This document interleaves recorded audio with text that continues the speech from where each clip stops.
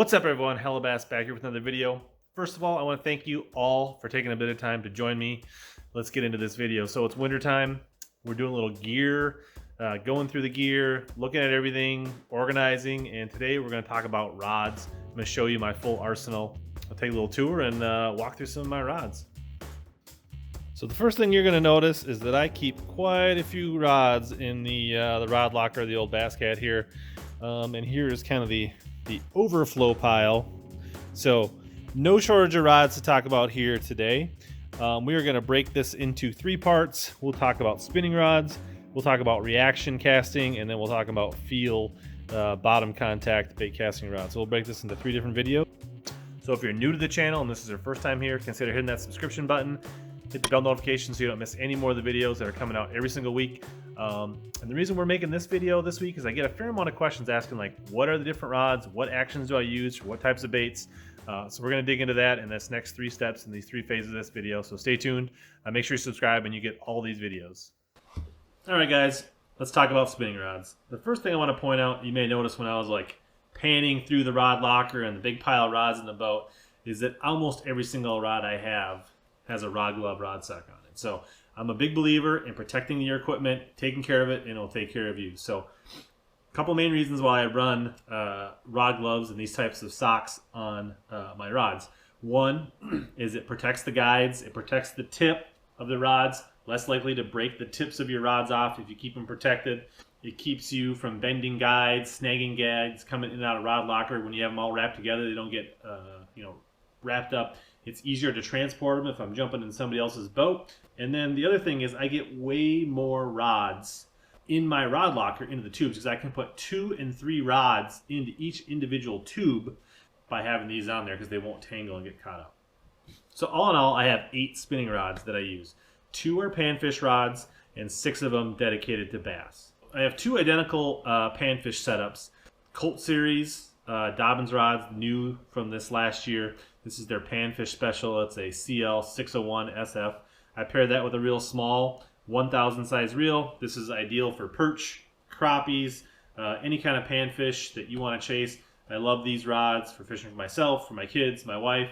When we take a vacation or we go fishing together, these are the rods that we're using. So not my main part of my arsenal. It's one of the few rods that I don't actually have rod socks for. I'm going to get some soon. And then I paired that up with this Revros 1000 that I actually just picked up on a recent clearance sale, if you remember that video, Black Friday video. So 2 identical setups, nice and light, perfect setup. Could chase, trout, ultralight, bass, real small stuff, but this is mainly for harvesting, if you know what I mean. So the 6 bass rods I have, I'm going to run kind of basically in lightest action to heaviest action and explain what I use from each one for. There's a little bit of redundancy because I have multiple rods of different action, and I'll kind of explain, and some are pretty interchangeable depending on what I'm doing. So let's dive right in.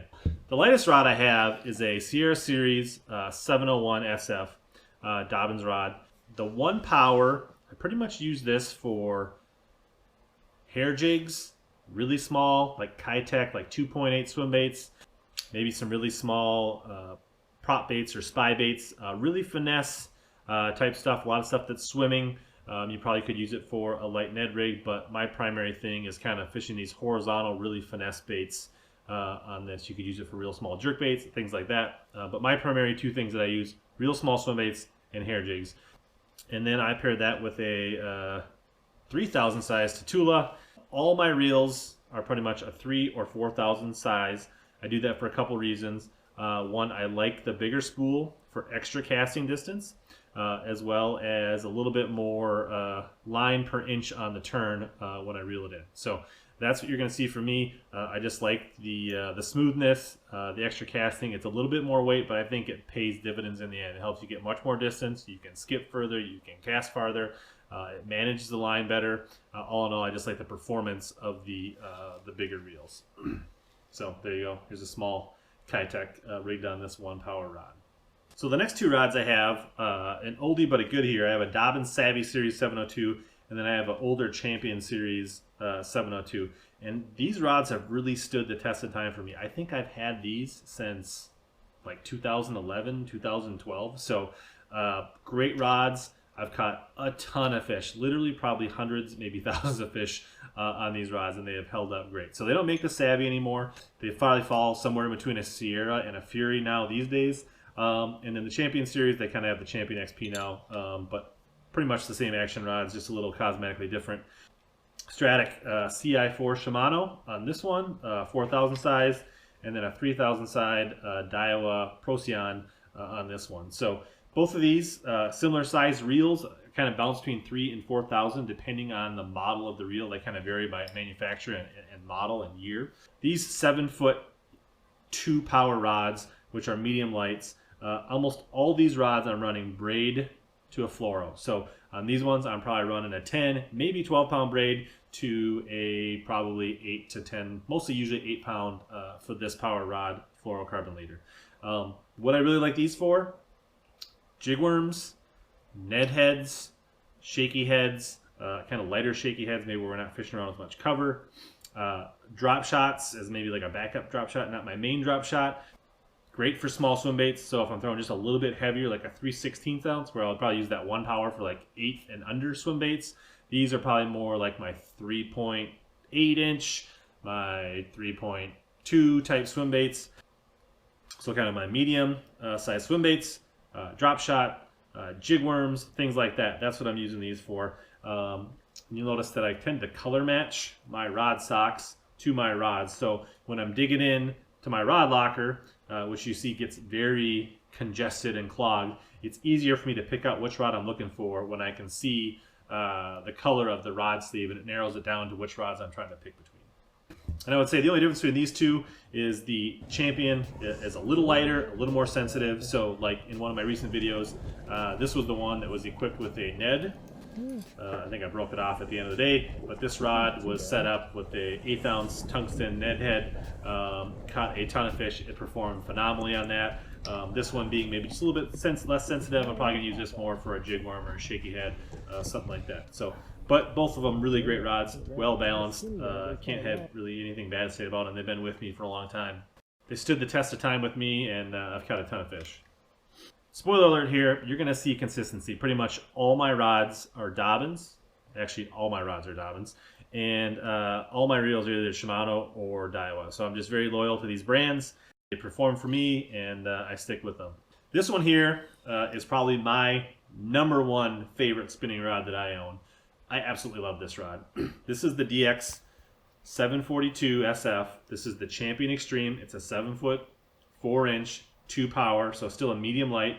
And I run a lot of these medium light rods because with the braid to fluoro connection, it works for me. It's got a soft action on the top, really light tip for making really long casts. They're super sensitive, but yet they have enough backbone with that braid that you can stick fish and keep them penned on really long casts. And that soft action just helps me land a lot more fish, I feel. So this one primarily can do everything those other 2-powers can do.